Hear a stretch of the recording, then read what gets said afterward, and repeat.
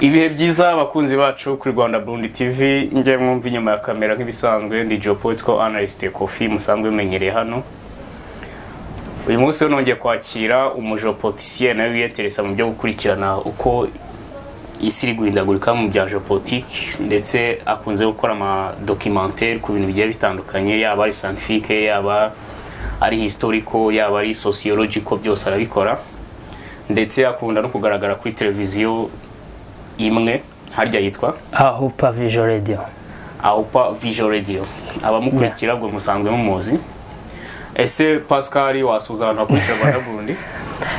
Reka mbasuhuze rero umwe mwese mudahwema gukurikira ibiganiro bya Rwanda Burundi TV, ni televiziyo nyine ibereyeho kubamenyesha amakuru y'imvaho cyane cyane kuri geopolitique by'umwihariko Afurika hose, ariko twibanda cyane kuri ya politike nyine twumva ya indi ho rizenguruka, ko hari n'ibindi bibera handi hantu ariko bitavugwa kubera ko atari ingirakamaro. Twibanda rero ku by'ingirakamaro, akaba ari byo tuganiraho uyu munsi. Rero nanjye nifuje kuza gusangira namwe ubumenyi cyangwa amakuru, kubera ko geopolitique ni amakuru, ni ibintu biba bihindagurika, ariko uyu munsi nizeye ko ibintu biza kugenda neza mu makuru yacu. Murumva rero ko n'abadukurikira hari bamwe bifuza ko nabo baduha ibitekerezo, ndetse namwe aho muri hose mujye mutubwira tuze, cyane cyane abari muri Kigali tuze namwe muduhe uko mubona amageopolitique agenda ahindagurika. Pascal rero uri umuntu ukurikirana hafi ibya geopolitique y'isi, ariko hari abakunze kuvuga ko hari korosi rya geopolitique rimo rirajya en place. Ubundi wowe mu maso yawe urana ibintu byose biri guhindagurika biterwa n'iki, bihagaze bite muri rusange? Urakoze cyane Kofi. Ubundi isi burangiye ndi umunyamateka, nkunda amateka. Duhereye buriya nko mu bihumbi 2010, guhera nko mu bihumbi 2010 isi yaragiye yigabanyamo ibice nka bitatu by'ingenzi.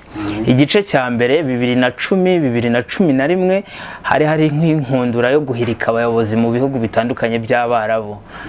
Tunisia, byahereye muri Tunisia uwitwa Zine El Abidine Ben Ali wari perezida 2011 aregura ku myigaragambyo y'abaturage. Mu mezi make yakurikiyeho biba byadukiriye mu Misiri, perezida Hosni Mubarak abareguye.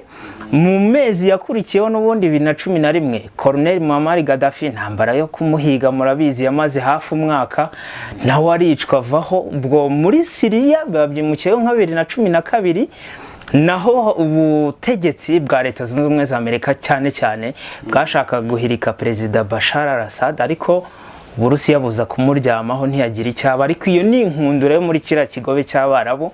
Hashize imyaka 2 gakeya biba byimukiye mu burasirazuba bw'Uburayi, aribwo Burusiya bwateraga Ukraine bugafata uduce twa Crimea, intara ya Crimea. Rwose icyo gihe Burusiya bwarayitwaye, niyo ntambara iri kwisubiramo muri iyi minsi, ariko yatangiye 2014. Icyo cyari igice cya kabiri. Igice cya gatatu ni mu burasirazuba bwo hagati bw'uyu munsi, ariko byabanje kuza muri Afurika, kuko guhera 2015 kugera 2018 nibwo muri Afurika hatangiye inkundura cyangwa imyigaragambyo igenda ihivamo ihirima ry'ubutegetsi mu bihugu bimwe na bimwe, kubera ko nubwo byagiye bifata indi ntera cyane mu gihe cya Covid. Ariko iyo turebye ibihugu byo muri Afurika y'uburengerazuba, ibihugu byo muri Sahel, hagati ya 2018 kugera 2021 usanga harabaye kudeta zitari munsi y'eshanu. Noneho nko muri Mali ho kudeta zabaye kudeta 3 mu gihe kitarenze imyaka 10. Ikindi gice rero wavuga kiriho ubu ngubu kinashyushye cyane ni igice cyo muri nyine muri Moyen-Orient, cyase mu burasirazuba bwo hagati. Israel ihanganye n'abanyapalestine, umutwe ufatwa nk'umutwe w'iterabwoba, ariko nishyaka wenda tuzabivugaho gake gake.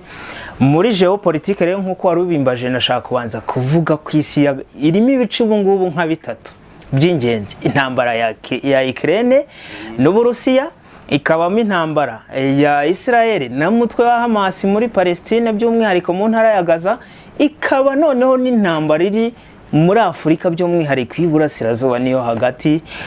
Umutekano muke umaze imyaka myinshi uvugwa mu burasirazuba bwa Repubulika ya Demokarasi ya Kongo.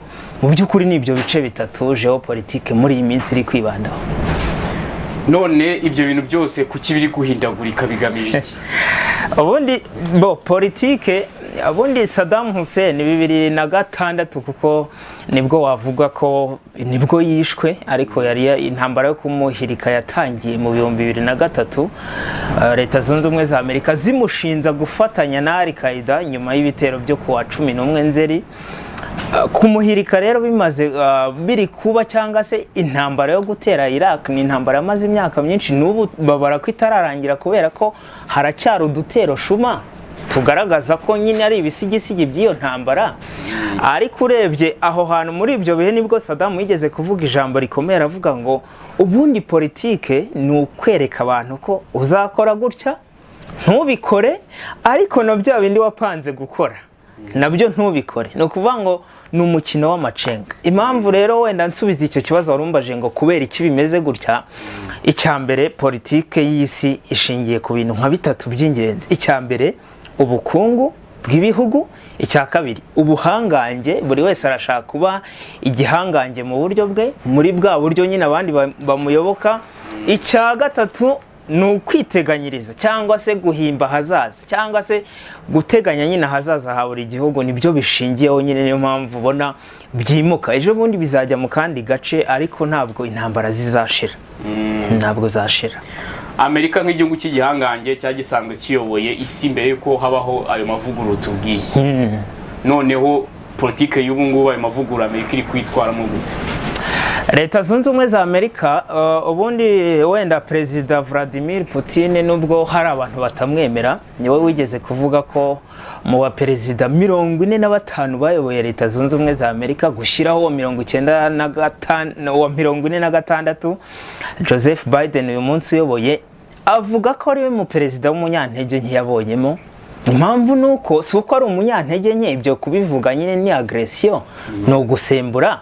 Ariko ubundi mu by'ukuri iyo tugiye kureba Leta zunze ubumwe za Amerika uburyo ziri kwitwara uyu munsi, byose biri ku mutwe wa perezida wazo, kubera ko Leta zunze ubumwe za Amerika ingero nyinshi zifatika zabaye, ni igihugu kitagiye gitinzamo mu rwego rwo kugaragaza uruhande kibogamiyeho. Uyu munsi kirabigaragaza mu buryo buri indirect, butari ubwako kanya, busaba gusesengura kugira ngo ubone ko Amerika ibirimo.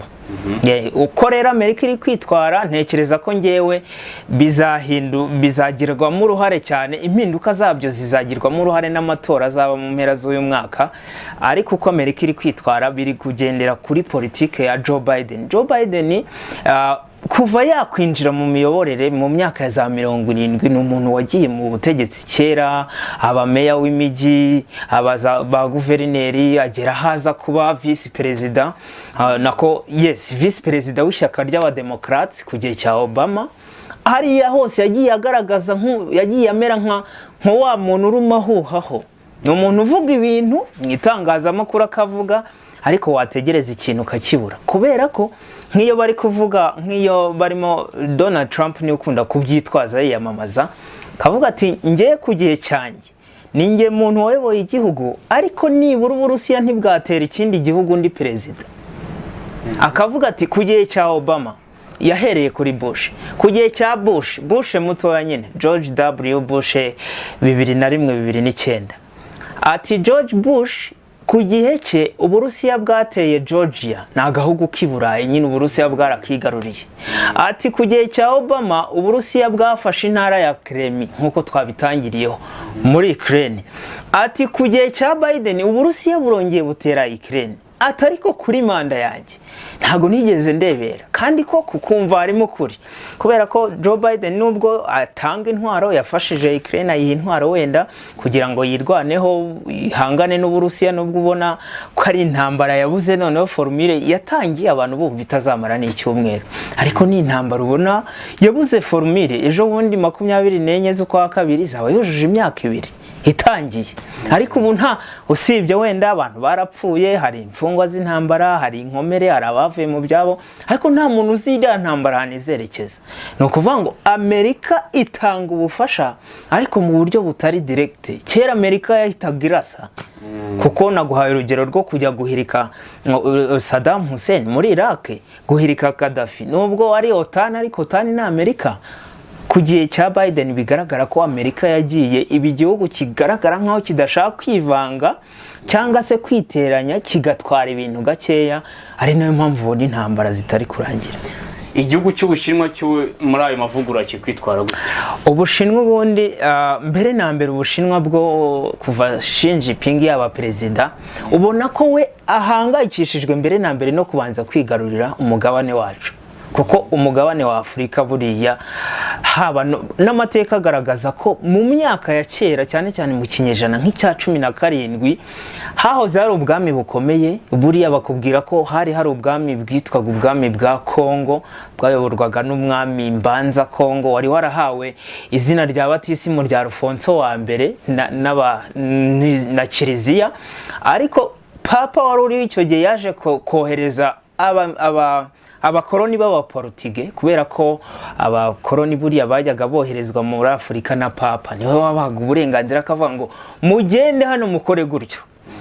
Muri icyo gihe rero ubwami bwa Kongo bwaratewe, abanyaportugali basahura ibintu batwara abacakara, igihugu kirakena. Ubucuruzi cyari gifitanye n'igihugu cy'Ubushinwa, kuko Ubushinwa buriya bwakoranye na Afurika kera cyane, ubucuruzi burangirika neza, igihugu kirakena. Hari ubwami n'ubundi bari baturanye, ibyo tuzabigarukaho wenda. Ubwami bwitwaga ubwami bwa Monomotapa, abantu bize amateka baba babyumva.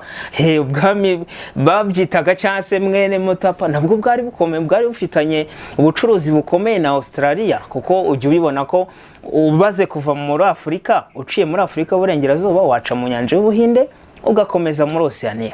Ibyo wenda icyo nari mbivugiye ni uko Ubushinwa icyambere, Ubushinwa ni igihugu kinini ku isi, gifite abaturage benshi, ni icya kabiri, ni igihugu giteye imbere, babara ko aricyo cya kabiri gikize ku isi.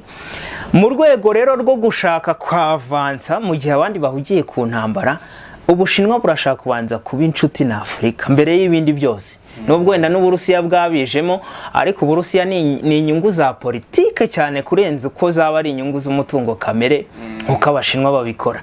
Icyo rero navuga muri izo mpinduka zose Ubushinwa uko bwo buri kwitwara, Ubushinwa ni igihugu twavuga ngo bitewe n'amateka y'Abashinwa, kubera ko Abashinwa ni abantu bavuye kure. Cyo ni icyambere. Intambara zose hafi ya zose bigeze gushoza barazitsinzwe. Ni abantu nyine batihutira kurwana, ahubwo babanza bakareba bakavuga bati ni iki twabona cyazaturengera ahubwo mu myaka iri imbere. Niyo mpamvu Ubushinwa butameze nk'ibindi bihugu bitanga intwaro mu buryo bugaragara bikavuga biti turabashyigikiye, ugasanga bwo buri kubigendamo gake. Ni mu rwego rwo kubanza kubaka ubukungu bwabo. Igihugu cy'Uburusiya ari nacyo abantu benshi babona ko aricyo kiri gukora aya mavugurura. Ubundi Uburusiya bwo burashaka iki muri aya mavugurura? Uburusiya rero kuva perezida ubundi byahereye, buriya tubara ko byahereye ku gihe cya Joseph Stalin mu ntambara ya kabiri y'isi yose. Niwe wari perezida w'icyahoze ari Leta Zunze Ubumwe z'Abasoviyete. Stalin niwe tuvuga ko yitsindiye ingabo z'Abanazi, ingabo za Adolf Hitler, nubwo bari ku ruhande rumwe n'Ubwongereza n'ubwo Bufaransa, ariko twavuga ko ari we watsinze intambara kubera ko yagiye gutsinda Abanazi ari uko bakoze ya etape yo kujya kumutera bagahura n'ihindagurika ry'ikirere rikabakoraho cyane. Nyuma rero yo gutsindira ntambara, ntabwo Stalin yifuzaga ko hari umuntu basangira iriya ntsinzi cyangwa wayitirirwa utari we.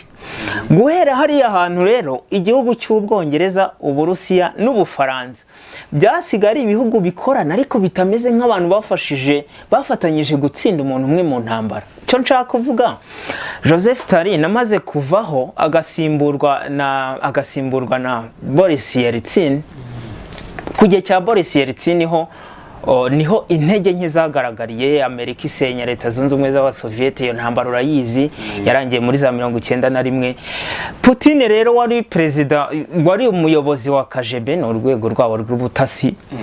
Amaze gufata igihugu yashatse nyine kongera kuvuga. Ubundi Putin bakubwira ko ikintu kimubabaza mu buzima ari ukuba Leta Zunze Ubumwe z'Abasoviyete zarasenyutse, biriya bihugu 12 buri cyose kikigenga. Nicyo kintu kimubabaza. Gufata igihugu rero, kuba perezida guhera mu 2000, nubwo yabaye vice perezida kuva muri za 1998, ariko yarahiye nyine ku mugaragaro mu 2000. Kuva icyo gihe rero ameze nk'umuntu ushaka kugarura power. Niyo mpamvu ahantu hose hari Leta Zunze Ubumwe za Amerika aremera agakora n'ibintu bisa n'ibiciriritse ariko kugira ngo yigarurire abo bantu. Urugero nko muri Afurika iyo urebye uburyo Ubufaransa bwirukanwe mu bihugu bya Sahel, ni ahantu buriya bakubwira ko mu bihugu bya Sahel nko muri Mali habarirwa abaturage 26,000 by'Abafaransa gusa. Abo ni abantu benshi mu kindi gihugu batuye noneho hamwe, ariko uburyo Ubufaransa bwirukanwe muri Mali, muri Niger, bukirukanwa muri biriya bihugu bya Mauritania, Sahel yose mbega Ubufaransa bwarameneshejwe. Kandi Ubufaransa na Amerika ni igihugu, ni nk'ibihugu bibiri aho bitandukanye nuko bitari ku mugabane umwe, ariko ni nk'ibihugu bibiri ariko biyoborwa n'umuntu umwe ku buryo byagorana kubitandukanya. Uburusiya rero bwahisemo gushaka kuzajya buteza iyo myivumbagatanyo kugira ngo ibihugu byo muri Afurika cyane cyane, kuko muri iyi minsi niho biri, ariko mpamya ko no muri Aziya bizahagera, no muri Amerika y'Epfo bizahagera, ariko burashaka kubanza kwigarurira ibihugu byinshi kubera ko Uburusiya ni igihugu gikomeye mu gisirikare, ikoranabuhanga, intwaro n'ubukungu. Nta kintu rero na kimwe bikanga mu rwego rwo kuvuga ngo havutse intambara twayirwana. Mu magambo makeya, Putin arimo kubanza gushaka abafatanyabikorwa kubera ko mu myaka nk'iya za 2010 wasangaga Uburusiya ari nk'igihugu ari nyakamwe, nta muntu wari uzwi bakorana. Uburusiya rero izo mpinduka buri kuziteza mu buryo bwo kugira ngo Amerika cyangwa se uburengerazuba bw'isi bucika intege cyangwa se busubira inyuma, hanyuma ingufu zabo zizamuke mu buryo buri imbere nyine, ku buryo mu myaka iri imbere batekereza kuba bahananura ubuhangange bwa Leta Zunze Ubumwe za Amerika. Reka rero turebe aya mavugurura uko ameze hirya no hino mu turere turi strategique. Ubundi muri geopolitique uturere turi strategique ni Middle East, yego, EAC, Sahel, na rino ihembe rya Afrika cyane. Muri Middle East ayo mavugurura muri rusange nka Middle East birimo biragenda bite? Guhera ku itariki ya 7 y'ukwezi kwa 10 mu mwaka ushize, ubaze uyu munsi ku munsi urumva hashize amezi 3 n'iminsi, nibwo twumvishe twese abantu biteguraga gusoza umwaka, twumva ngo umutwe wa Hamas w'Abanyapalestine wagabye igitero kuri Israel ndetse uhitana abantu icyo gihe, ushimuta n'abandi. Iyo nkuru nta muntu itatunguye kubera ko mbere yaho hari hasanzwe habaho amakimbirane y'udutero shuma, ukumva ngo abiyahuzi bagabye igitero giturikana bisi, abiyahuzi bagiye mu ishuri bashimuta abana, ariko ntabwo twari twarumvishe bavuga ngo abiyahuzi bateye igihugu barakiraza, noneho igihugu nka Israel. Hamas ni ubundi Hamas ntabwo ari umutwe w'iterabwoba nk'uko abantu babivuga, ahubwo ni ishyaka. Hamas ni icyarabo, ariko ubundi bivuga mu magambo arambuye bivuga Harakat al-Muqawama al-Islamiyya, mu cyongereza bikavuga Islamic Resistance Movement. Ni ishyaka rya Kisilamu ritavuga rumwe, rifite aho rutavuga rumwe nabo, ariko ntabwo ari umutwe w'iterabwoba nk'uko tuvuga Al-Qaeda.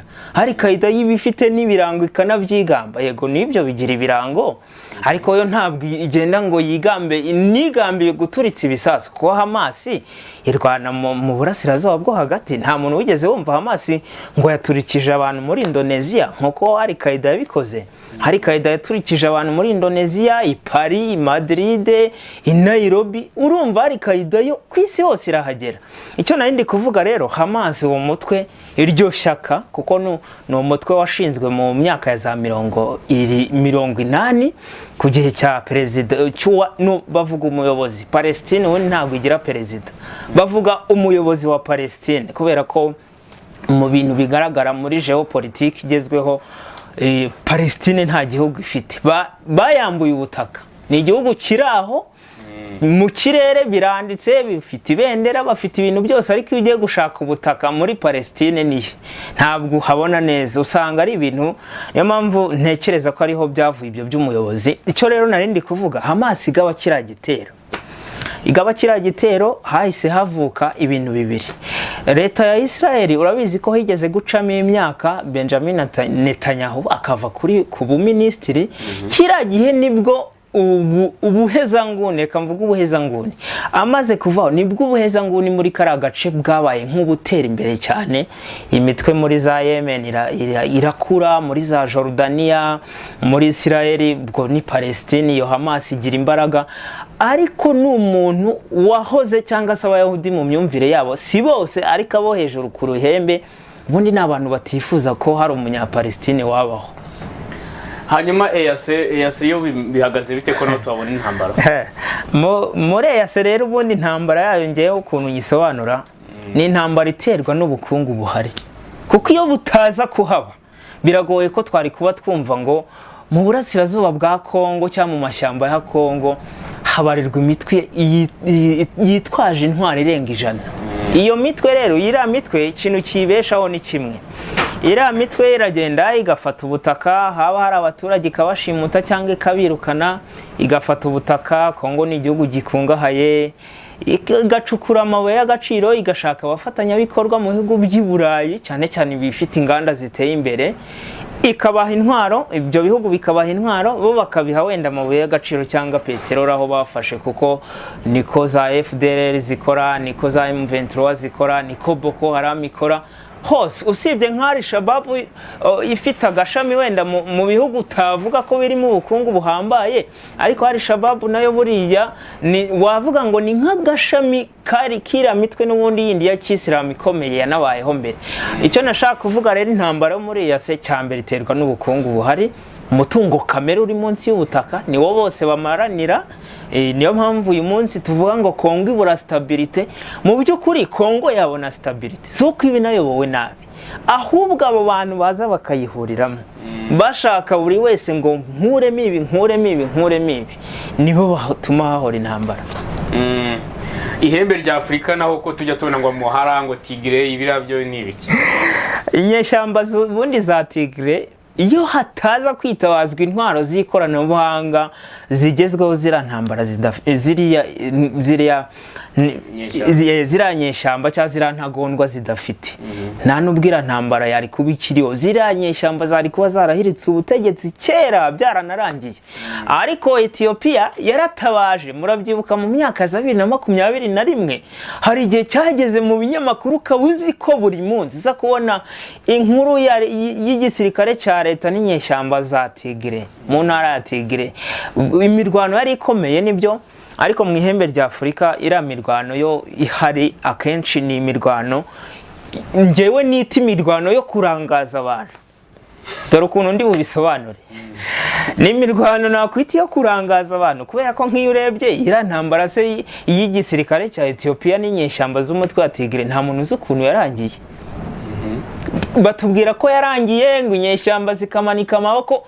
Nta hantu na hamwe imyaka maze nkurikira, kuko buri iyi nyeshyamba zabayeho na mbere ya Yesu zari ziriho. Ugiye kureba imitwe myinshi cyane mbere ya Yesu habayeho imitwe ku buryo wasangaga, ndaguha urugero nk'ubwami, hahozeho ubwami bukomeye cyane mu burasirazuba bwo hagati, ubwami bwitwaga ubwami bwa Akemenide. Ni Siriya, ni icyo bitaga Asiriya, hakabamo Babiloni, hakabamo Yerusalemu, ubwo ni Israel cyangwa se kari agace kose. Hari ubwami bukomeye bwahigaruriye, ariko bwari bufite umutwe wabigometseho, kandi ari ibihugu bigera muri 5.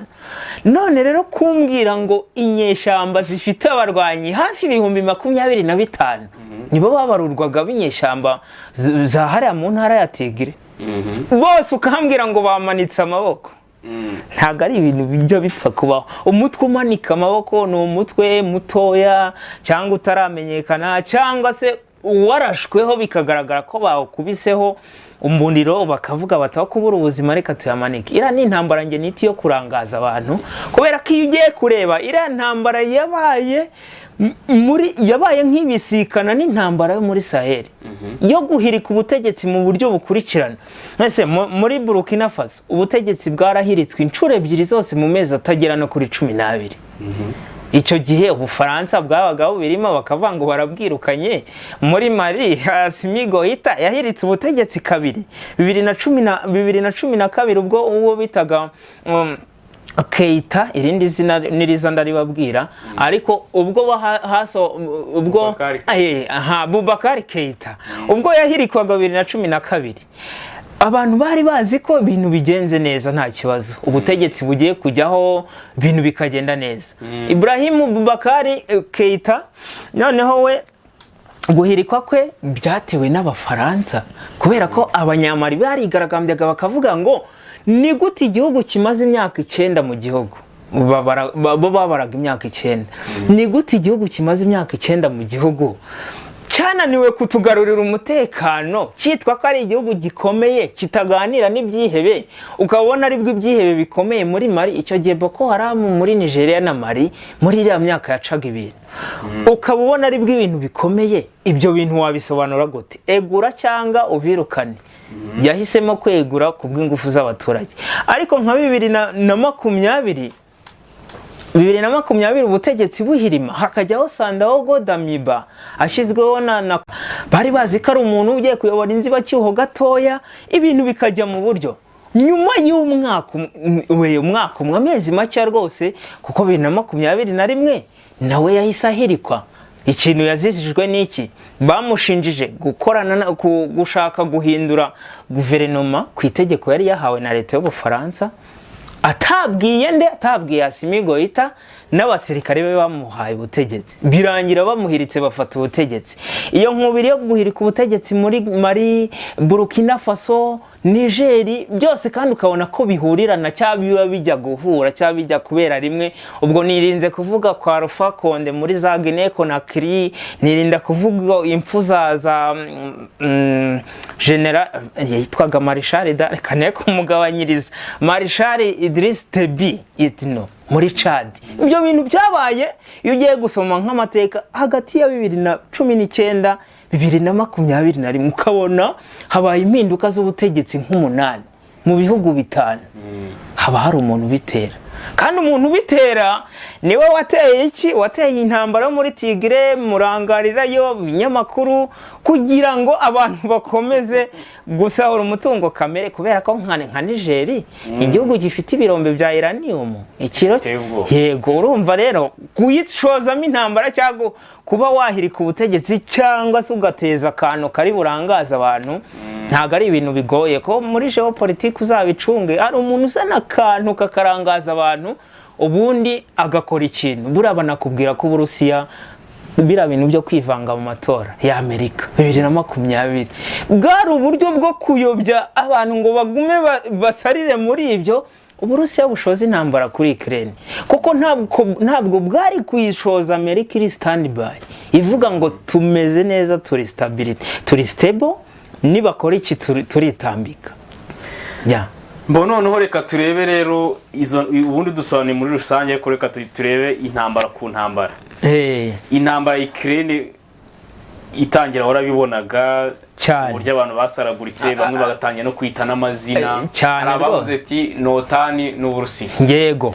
Abandi bavuga ati ni Zelensky na Putin. Yego. Abandi bakavuga ati ni capitalisme na communisme bigiye kongera kurwana.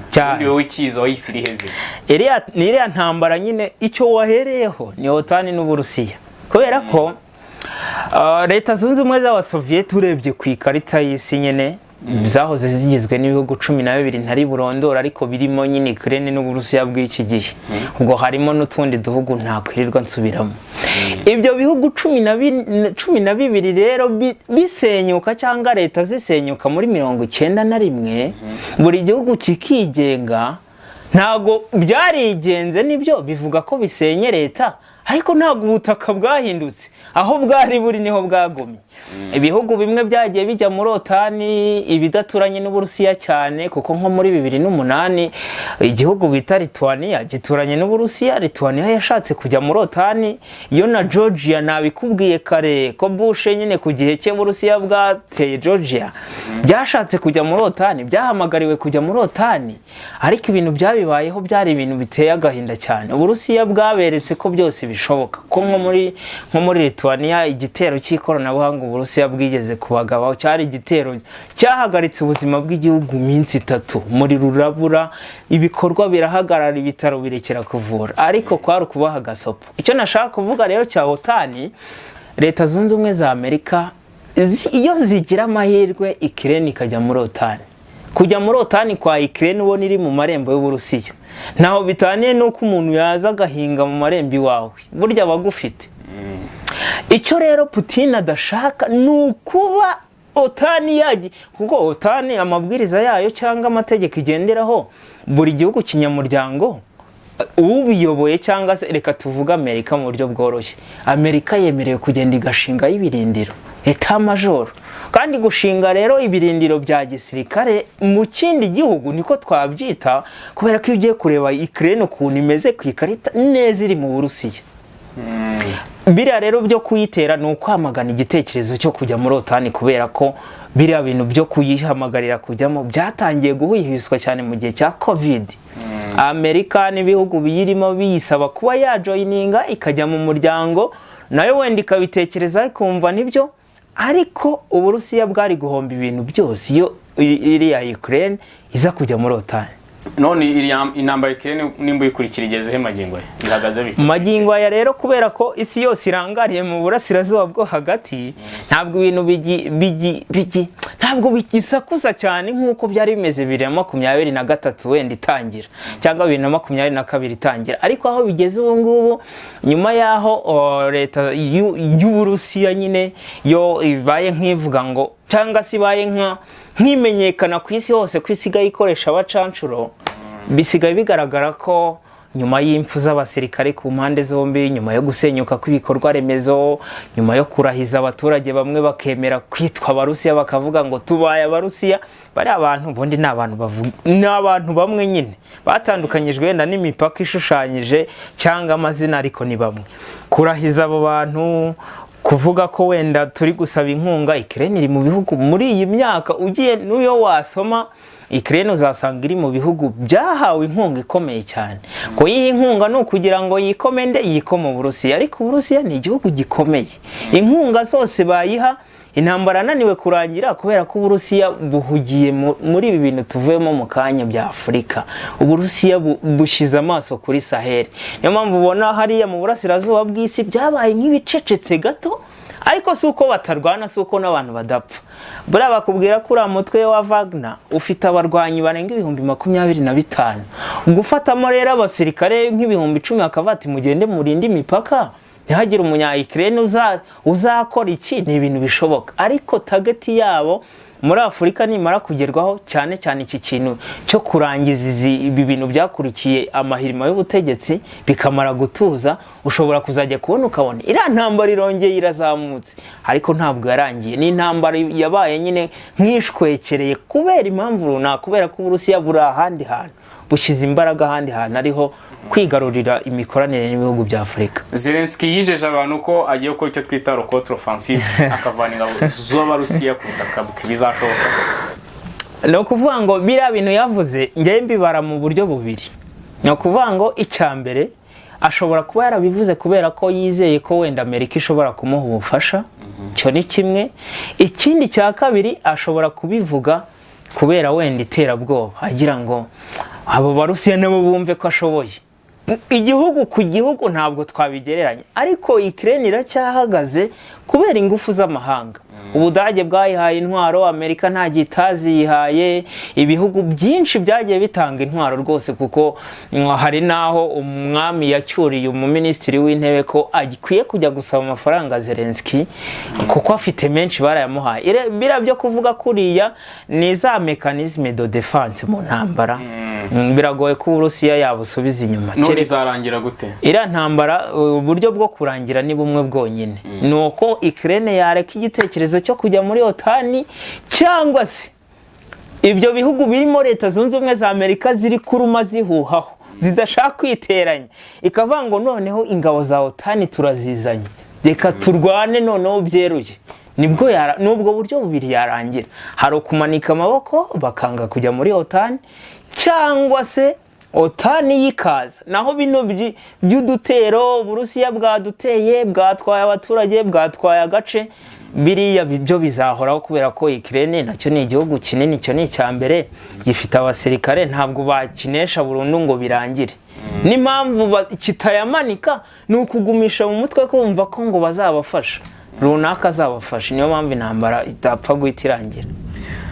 Intambara ya Israel na Hamas hari n'abayita intambara ya Iran na Israel cyane. Iyi ntambara uyita gute? Ira ntambara nyine ngewe nanjye ntabwo ntandukanya cyane nabo, kubera ko iyo ugiye kureba amateka buriya butaka Israel iriho bwari ubw'abanyapalestine, nta n'umuntu ibyo utabizi, kubera ko mu isenyuka ry'ubwami bwa Yuda, ubundi ubwami bw'abaromani buhirima, ibice byose bwari bwaratwaye byabaye nk'ibyandagara, noneho ubundi bwami bwari bukomeye buraza burabyitwarira. Muri iyo myaka rero ubwami bwa Macedonia, Alexander the Great nawe yagiye atwara biriya bice akabigarurira, bamwe bikaviramo ubuhunzi, abayahudi bakagenda bakuzura mu bihugu byose ku buryo nyine nta gihugu wababuramo. Biriya bintu rero byo gushinga sionisme muri za 40 byo kuvuga ngo tugomba kubona leta yacu tukabona ubutaka, niho amakimbirane ahera. Abayahudi rero nta muntu bakunda. Impamvu badakunzwe muri biriya bice, icyambere bafite ubushobozi. Twe kujya mu mateka ya kure, ariko abayahudi mu kintu cyitwa ubuhanga nta muntu bashidikanyaho. Mu bushobozi rero bwitwa bukeya babonye, baragiye bakora ikintu gikomeye kimeze nk'ubwirinzi, kubera ko intambara zikomeye zirimo izo bita za Nakba, aho abayahudi bakubitanye na biriya bihugu baturanye byose byiteranyije, abayahudi barabitsinze bibaviramo urwango, ku buryo ibe Misiri, ibe Jordani, ibe Yemen, ibe Syria, ibe iyo Palestine, bose ntawe wifuza umuyahudi. None se ni Iran iri kurwana ise cyane hamwe na Palestine na Israel? Nakuvuga ngo ibintu bya Iran ngewe uko mbibona nyine mu mboni zanjye, wenda Hamas, Hezbollah, Houthi, Houthis, bose ni abantu baba bafitanye imikoranire ya hato. Ntago babyerura ngo babivuga, ariko barabivuga, kuko nk'abari Houthis bo muri Yemen se ntabwo wumvisha ibitero mu minsi mike yishize bagabaga ku mato ya Amerika ari mu nyanja. Nimba rero bajya kugaba udutero nka turiya, ni nko gushaka kuvuga ngo ariko mwavuye kuri rwa ruhande, kuba ari abantu natwe tutabashaka.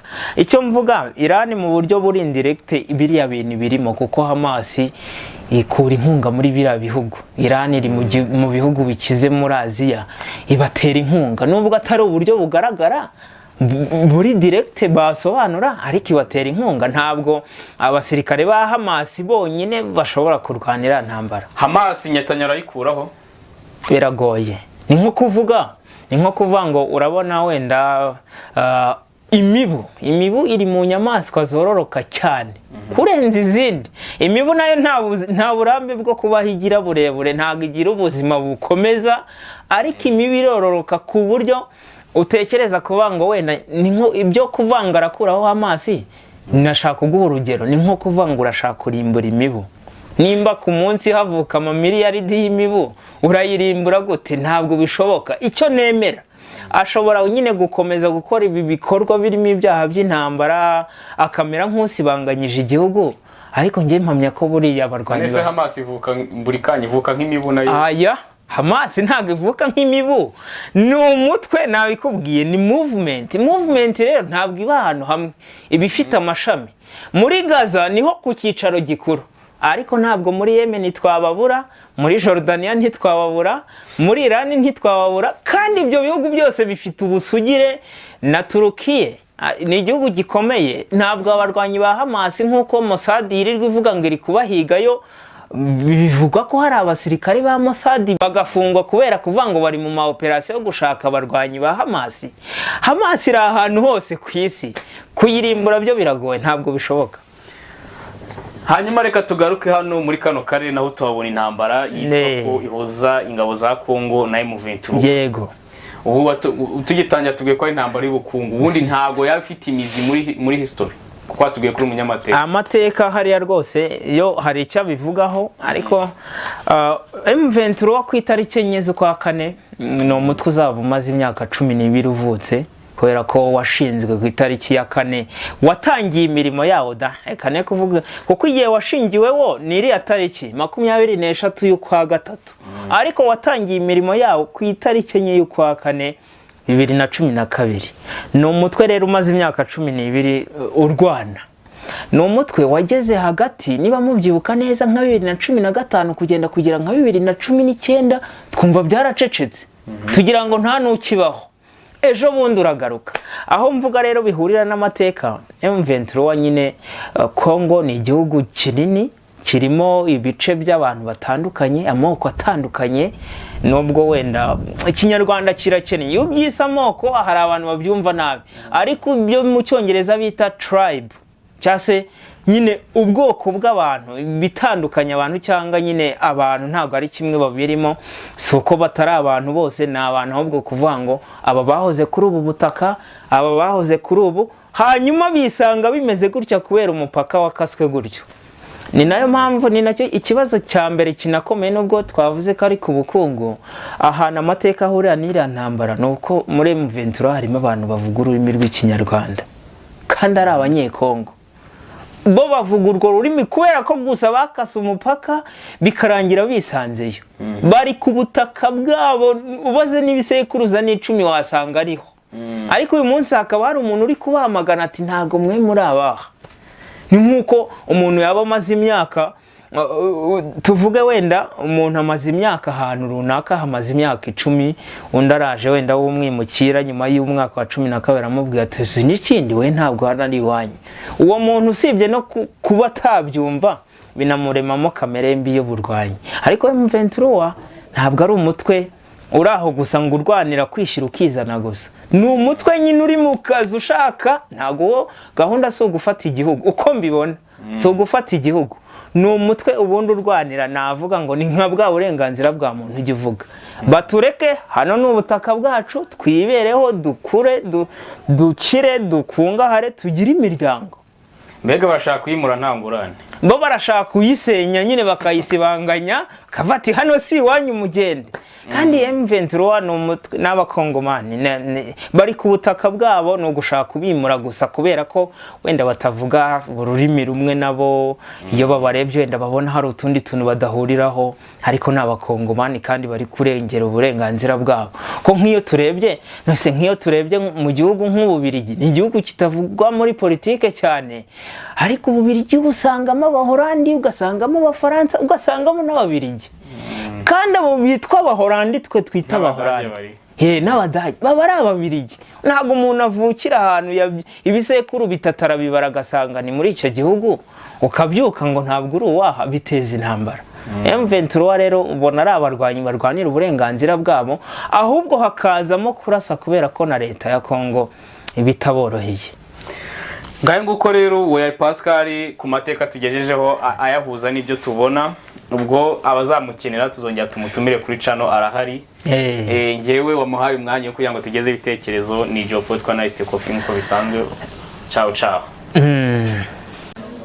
nitwa muganga Ndori mvura indwara za kinyarwanda iyo umuntu aje tugana turamukorera ibyo ashaka byose kandi umuntu yaduhamagaye urabona nomero zacu aho ngaho urazireba ari urwaye ibisazi ari uwo bibye ari uwo baroze ari umugore yaroze ari umugore wateshejwe umutwe n'umugabo ibyo byose turabivura turabikora ari umukobwa wagumiwe turabikora byose ibi ngibyo ari uwahuye n'inyatsi nawe turabikora ari abo mu mahanga bose iyo babonye nomero baradusanga ni benshi baguha umuhamya bo twakoreye tukorera hano rero mu karere ka Rubavu ni karibu ni muze mwisanga turabavura.